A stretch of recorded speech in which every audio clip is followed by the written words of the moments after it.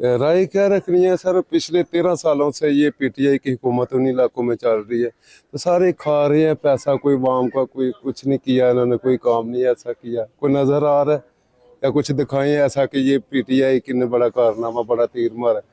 सब पैसा खाने वाले इकट्ठे हुए हैं और आइंदा आने वाले सालों में कोई पीटीआई को वोट नहीं देगा। पीटीआई का तो आया है इमरान खान, पहले प्राइम मिनिस्टर, लोग कह रहे थे कि ये अच्छा बंदा है, वो तो आया है, लेकिन सारा उसने जो टिकट दिया है, जो कैंडिडेट है उसका ज़ाती जो एमपी है, जो असम्बली में उसने लाया है, मिनिस्ट्रीज वफाक में जो उमूर कश्मीर ये चीज़ें वो लाया है, सब उन्होंने खाया है। आवाम को एक भी ज़ात मफाद नहीं दिया है, सब अपनी इंडिविजुअल ज़ाती तौर पर मफाद मतलब यूज़ किया है। जी सर, ये ना 13 साल से पेशावर में ना इनकी हुकूमत है, तो ये जो सा ना तरह तरह की बेरोज़गारी भी है और ये इंतशाल फैला रहे हैं।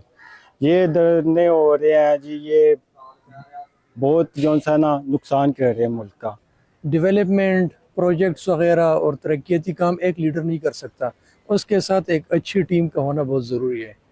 और दूसरी बात ये कि 14 साल से बिल्कुल कोई इनके पास प्रोजेक्ट भी नहीं है, कुछ भी इन्होंने नहीं किया।